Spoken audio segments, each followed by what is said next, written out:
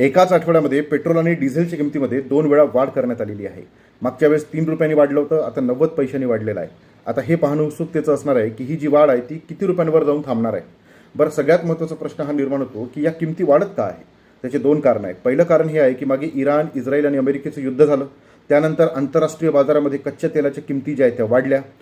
कच्च्या तेलाच्या किमती वाढल्या की आपल्या देशाचा पैसा जास्त खर्च होतो आणि त्यामुळे यामध्ये पेट्रोल आणि डिझेलच्या किमती वाढतात. दुसरं कारण असं आहे की अमेरिकेने भारतावरती काही सँक्शन लावलेले आहे की तुम्ही रशियाकडनं तेल खरेदी करू नका आणि रशियाकडनं तेल खरेदी करण्याची जी सूट आहे ती अमेरिकेनं रद्द केलेली आहे.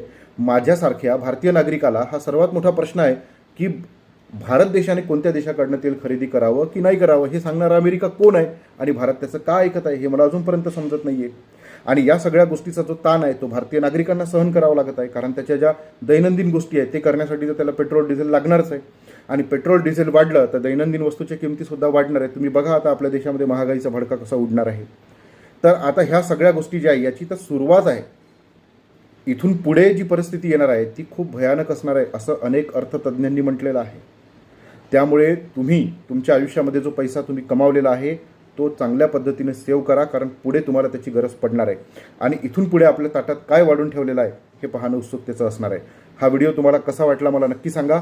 या संदर्भातल्या नवीन अपडेट जर तुम्हाला हव्या असतील तर आपल्या चॅनलला नक्की सबस्क्राईब करा, व्हिडिओला शेअर करा आणि लाईक करा. धन्यवाद. आणि तुमची जी ओपिनियन आहे ते कमेंटमध्ये नक्की सांगा, कारण मी तुमची ओपिनियन वाचत असतो. धन्यवाद.